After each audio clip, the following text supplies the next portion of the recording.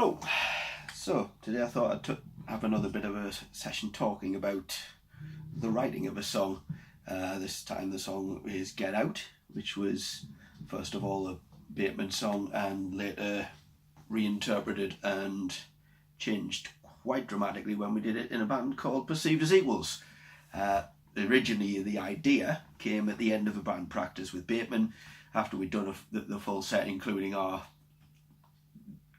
string of rock riffs at the end of Charlie Don't Surf, which you may or may not remember if you've ever seen Bateman. At the end of Charlie Don't Surf we used to go through a medley of rock riffs which included Smoke on the Water and various others. So once we got through the whole set we had about 20 minutes left, and Doug the drummer turned around and suggested, well, why don't we do our own sort of take on the idea of Smoke on the Water? Mike, come up with a riff. So charged with coming up with a riff as iconic as the riff from Smoke on the Water, which pretty much anyone watching could probably start humming. I'm not going to start playing it because I've got my bass. I thought very short because I was stood there in front of the whole band and started playing.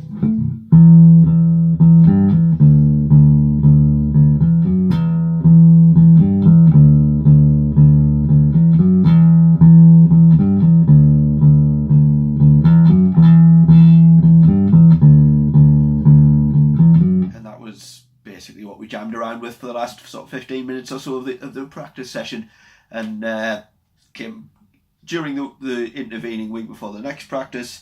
I sat around with it at home and I came up with some attempts at lyrics which I showed to Scott, and I feel pretty sure he probably changed quite a few because I can't remember the original lyrics, but I can't imagine them being much good, to be fair, because Scott's a far better lyricist than I, so he probably tweaked them and made them a lot better.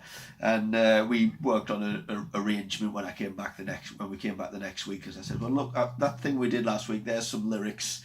I've been having a mess around with it. Why don't we try and build a song from it? So we did. We came up with the whole tribal drum thing that Doug does, along with the bass, just for the underlying theme of the song, as it were. So you get me just.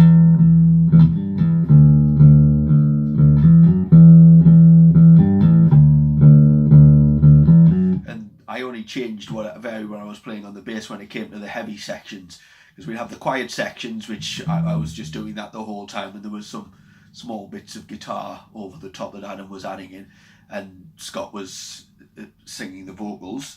And then we came to the heavy section where everyone was playing full on distorted, and I'd start going.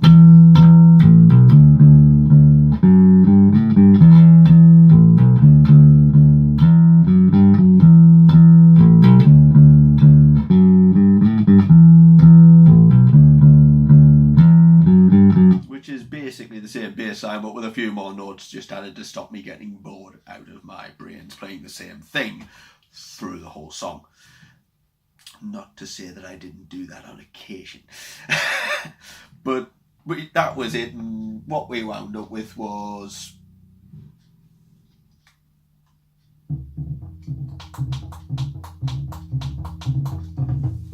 this from a recording session.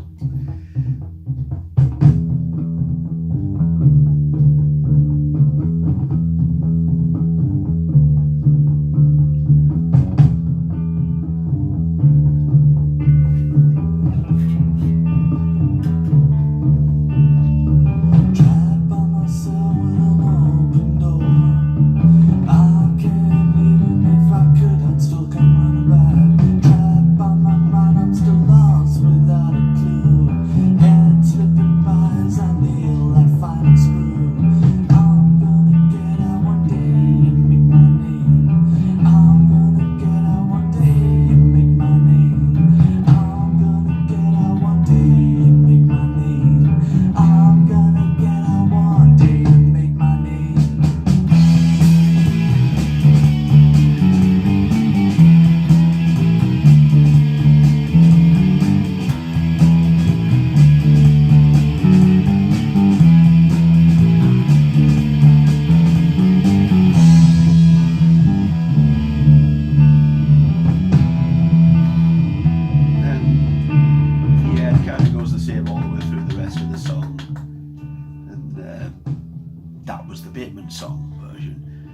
course, when Bateman broke up, things changed and a new band came out of that called Perceived as Equals.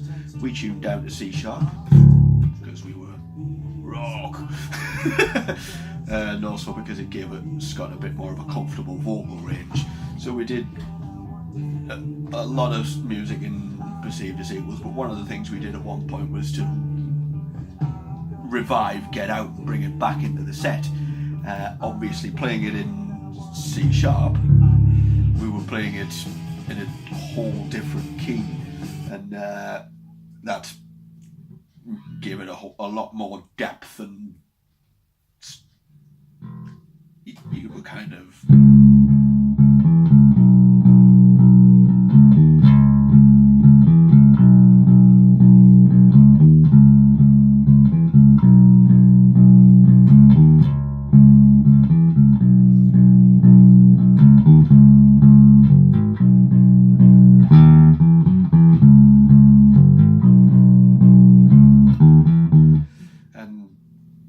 basically it was the same thing but tuned down to C sharp. The main difference was the amount of effects that were going on. I was using effects on the bass myself, and the way the drums were played, because Mike had never heard the original version. Mike, the drummer from Perceived as Equals, had never heard the Bateman version, so he gave the drums his own slant.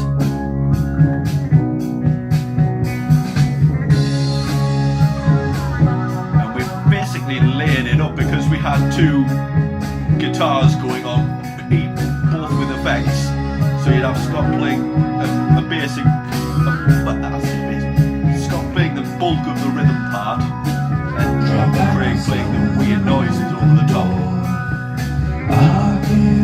And of course we triple tracked everything in the studio, so it's like a wall of Scott singing on the recorded version. And what we did with the song, we extended it ridiculously. So you'd have a build up throughout the song. Everything would just get bigger and bigger and bigger as the song went on. And we'd finish the main part of the song and we'd start singing things like Robbie Williams over the top. There's quite a few things I think we went through over the years, but I distinctly remember doing Rock DJ at one point.